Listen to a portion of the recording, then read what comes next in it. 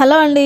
ఎలా ఉన్నారు అందరూ? నేను మీ షహనాజ్. ఈరోజు వీడియోలో నేను డే టు డే లైఫ్‌లో నేను టైం ఎలా సేవ్ చేసుకుంటాను అండ్ కంప్లీట్‌గా టైం సేవ్ ఏమి చేయనండి. అక్కడక్కడ టైం వేస్ట్ కూడా చేస్తాను. సో, నేను నా పనులు నేను ఎలా సెగ్రిగేట్ చేసుకుంటాను ఏంటనేది డిస్కస్ చేద్దాం అనుకున్నాను ఈ వీడియోలో. So, let's get into the video. First అయితే ఈవినింగ్ కొంచెం బయటికెళ్దాం అనిపించిందండి. నేనెప్పుడు ఈవినింగ్ టైమ్స్‌లో నాకు ఆన్‌లైన్ క్లాసెస్ ఉంటాయన్నమాట. సో, బయటికి వెళ్ళను. ఎందుకో ఉన్నట్టుండి కొంచెం మరీ ఇంట్లోనే ఉంటున్నాను అనిపించి బయటికెళ్దాం గదా అని జస్ట్ మా హస్బెండ్ అలా పార్క్‌కెళ్దాం అబ్బాయిని తీసుకొని అంటే పార్క్‌కెళ్ళాను. వెళ్ళొచ్చే క్రమంలో బయటికి వెళ్ళినందుకు దగ్గర దగ్గర 2000 ఖర్చు చేశాను. కొన్ని అన్నెసెసరీ ఏం గాదు. నెసెసరీ థింగ్సే తీసుకున్నాను. అండ్ నాకు అర్థమైందేందంటే ఈవినింగ్ టైమ్స్‌లో అసలు బయటికెళ్ళకపోవడమే మంచిదండి. ఆ chicken pakodi smell, noodles smell ఇవన్నీ అసలు చాలా టెంప్టింగ్‌గా ఉన్నాయి స్మెల్స్ అన్నీ. అండ్ ఎక్కడ చూసినా ఫుడ్డు. అడుగడుక్కి మనకి ఫుడ్ అవైలబుల్‌గా ఉంది. అండ్ ఆల్సో మేమైతే కొంచెం వెజిటబుల్సేను, కొంచెం డ్రై ఫ్రూట్స్ ఇంట్లో అయిపోతే అవి గూడా తీసుకున్నానండి. అండ్ సీడ్స్ అయిపోయినాయి. నేనెప్పుడూ చెప్తూ ఉంటాను ఉమెన్ హెల్త్‌కి మనకి హార్మోనల్ హెల్త్ మంచిగా ఉండాలంటే మన డే టు డే లైఫ్‌లో సన్‌ఫ్లవర్ సీడ్స్, పంప్కిన్ సీడ్స్ అలానే వాటర్ మిలన్ సీడ్స్ అండి. నేనవి 3 ప్యాకెట్స్ సెపరేట్‌గా తీసుకొని 3 కలిపి పెట్టేసుకున్నాననమాట. సో దట్ నాకు ఒక్కోసారి కర్రీస్‌లో పౌడర్ వేస్తాను. అండ్ ఒక్కోసారి ఓట్ మీల్‌లో వేసుకుంటాను. జ్యూసెస్‌లో వేసుకుంటాను. అండ్ వెజిటబుల్స్ కూడా తీసుకున్నాను. అలానే వచ్చేటప్పుడు మార్కెట్‌లో. సో, నేను టైం ఎలా సెగ్రిగేట్ చేసుకుంటాను ఏంటి అని అన్నా గదా! ఫస్ట్ థింగ్ అండి, టైమ్ మేనేజ్‌మెంట్ అంటే మనందరికీ తెలిసిందే. మనకి ఇంట్లో హౌస్ వర్క్స్ ఇవన్నీ మనం చాలా పనులు అనుకుంటాం గానీ, బట్ అన్నీ ఒకటేసారి చేసుకోవడం, మల్టీ టాస్క్ చేసుకోవడం అండ్ కిచెన్‌లో చేయాల్సిన పనులన్నీ ఒకటేసారి చేసుకొని పక్కకొచ్చేసేలాగా ఉండాలి. పొద్దస్తమానం ఒక పని, 2 పనులు కనిపిస్తానే ఉంటాయి. బట్ అన్నీ ఒకటేసారి చేసుకొని పక్కకొచ్చేదానికి ట్రై చేశామంటే మనకి చాలా టైం సేవ్ అవుతుంది. ఆల్సో రేపటి రోజున ఏం కూర చేయాలి అనేది ముందుగానే ఆలోచన చేసుకొని ఇంట్లో ఉన్న కూరగాయలను బట్టి రేపు ఓకే. ఈ కూర చేసేద్దాము. దాన్ని బట్టి మనం పనులు చేసుకుందామని ముందే ఫిక్స్ అయ్యాము అనంటే మనకు చాలా టైం సేవ్ అవుతుంది. And in the same way ప్రతిసారి కుకింగ్‌లో ఎక్కువ ప్రాసెస్ కాకుండా సింపుల్‌గా కర్రీస్ చేసుకుంటే గూడా త్వరగా కుకింగ్ అనేది అవుతుందండి. మోస్ట్ ఆఫ్ ద టైమ్స్ మనం గమనించున్నట్లయితే పప్పు కూరలు కుక్కర్‌లో ఈజీగా 5 మినిట్స్‌లో అయిపోతాయి. జస్ట్ మనం అవన్నీ కట్ చేసి దాంట్లో వేసేస్తే అదే విజిల్స్ వచ్చేసి తర్వాత తాలింపు వేసుకోవటమే. అలాంటివి ఈజీగా.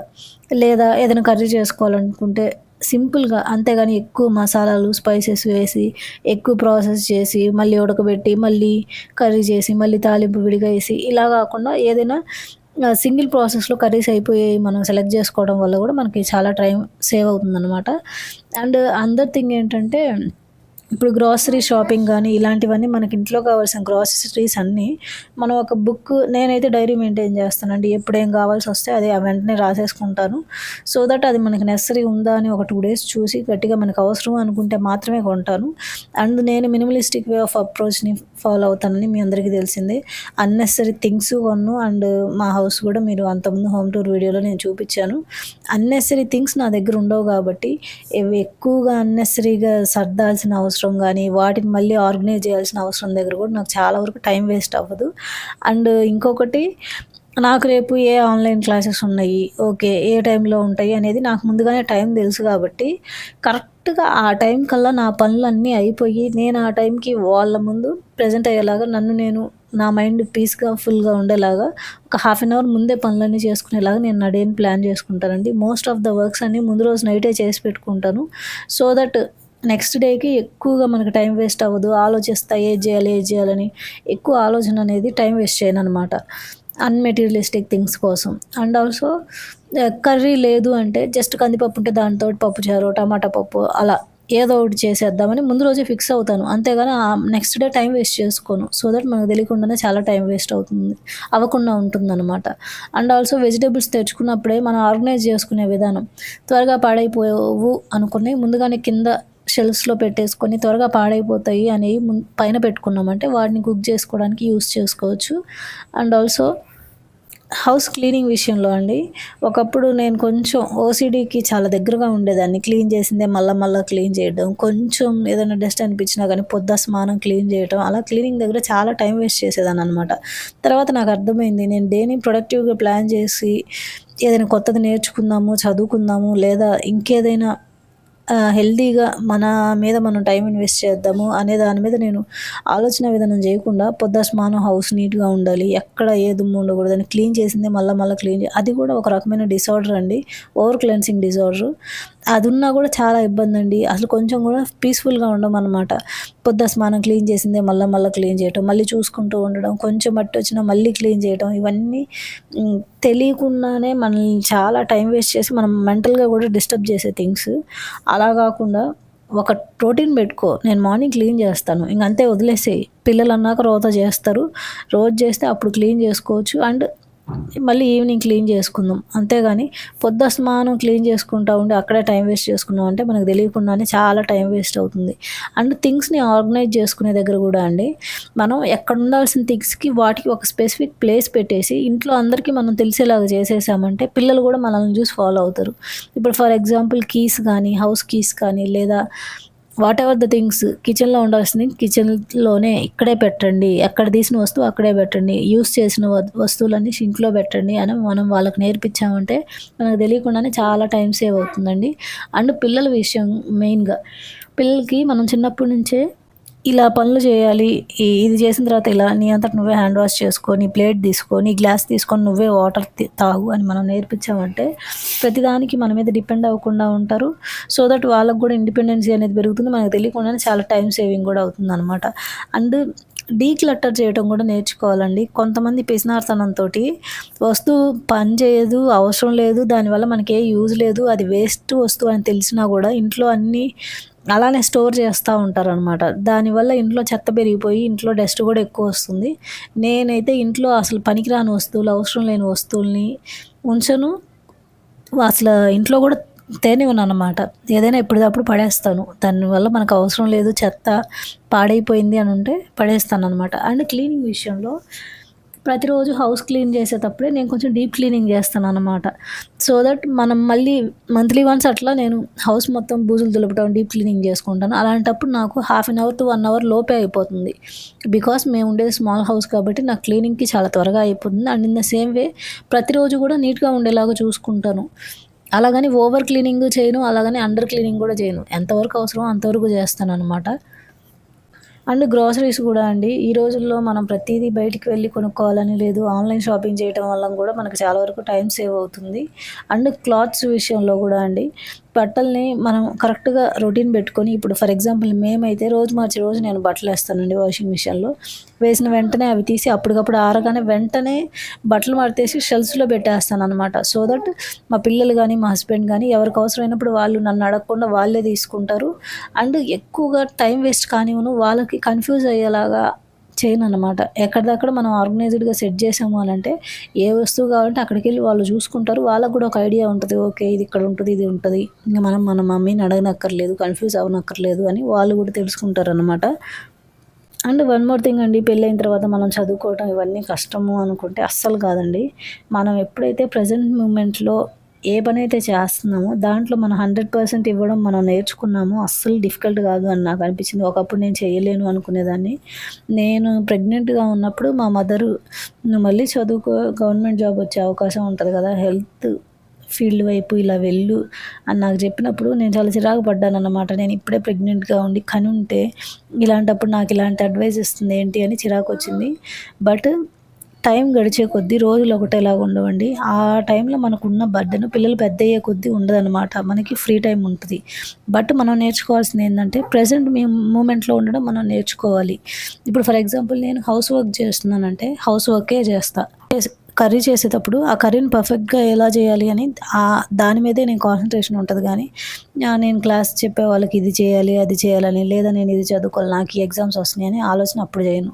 And when I am in online classes ఇస్తున్నప్పుడు నేను వాళ్ళతోటి 100% నేను వాళ్ళతోనే ఉండటానికి ట్రై చేస్తాను అనమాట.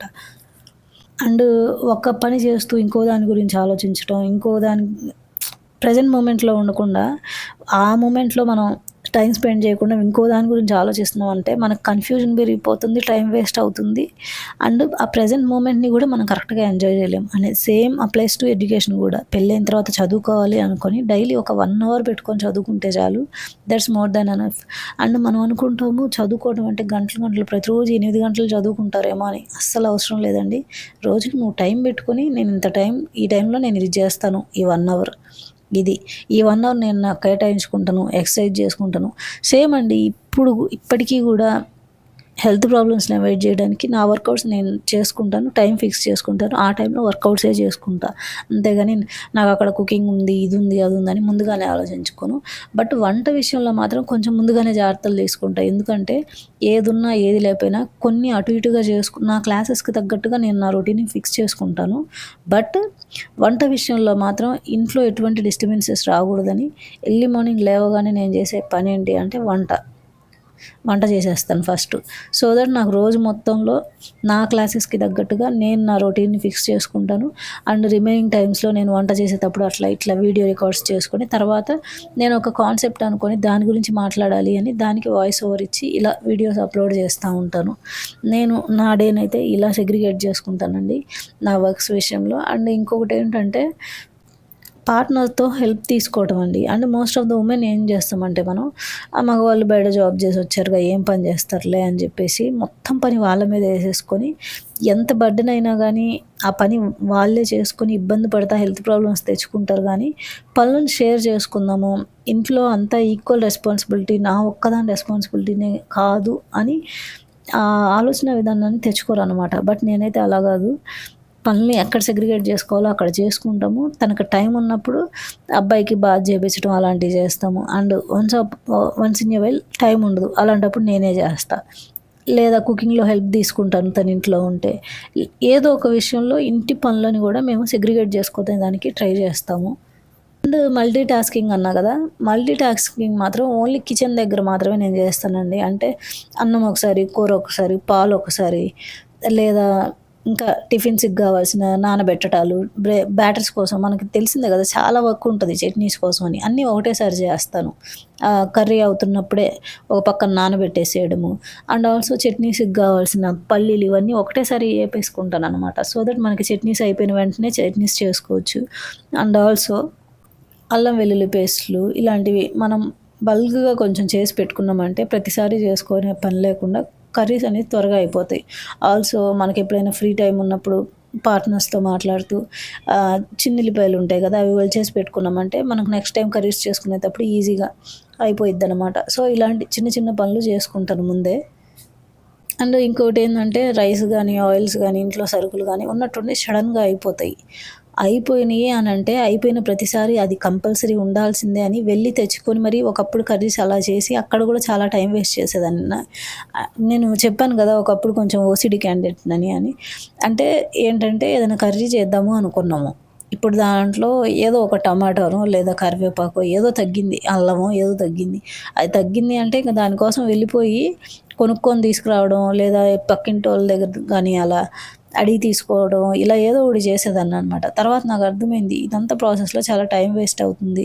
ఫస్ట్ ఏదైనా కర్రీ చేద్దాం అనుకున్నప్పుడు దానికి కావాల్సినవన్నీ ఉన్నాయా లేదా అని ముందు రోజే మనం చెక్ చేసి పెట్టుకున్నామంటే ముందు రోజే మన పార్ట్నర్స్ తోటి తెప్పించుకోవడం అలా చేసి పెట్టుకోవడం వల్ల కూడా మనకు తెలియకుండా చాలా టైం సేవ్ అవుతుందండి. అండ్ కర్రీస్ కోసం కుక్కర్స్ యూస్ చేయొచ్చు అని చెప్పా కదా. And in the same way రైస్కి కూడా అండి స్టీల్ కుక్కర్స్ ఉంటాయి. వాటిలో మనం ముందుగానే రైస్ పెట్టుకున్నామంటే ఆటోమేటిక్గా అవే ఆఫ్ అయిపోతాయి. వాటి వల్ల కూడా మనకు చాలా టైం సేవ్ అవుతుంది. అండ్ ఆల్సో ఈ ఎగ్స్ బాయిల్ చేసుకోవటం ఇలాంటివి ఉంటాయి కదా మనం ప్రోటీన్ కోసం, అవి కూడా ముందుగానే ఒక 30 ఎగ్స్ అలా తెప్పిస్తానమాట 5 to 6 days వచ్చేలాగా. సో దట్ ప్రోటీన్కి మనకి తక్కువ ఏం లేకుండా పాలు ప్రతిరోజు ఉంటాయి కాబట్టి పన్నీర్ కూడా ఇంట్లో ఉండేలాగా చూసుకుంటాను. సో నేను నా ప్రోటీన్ రిక్వైర్మెంట్ కోసం నా షెడ్యూల్ నేను ఇలా చేసుకుంటాను. మీకు ఈ వీడియో నచ్చిందనే అనుకుంటున్నాను. Hope you like this video. Do like, share and subscribe. By.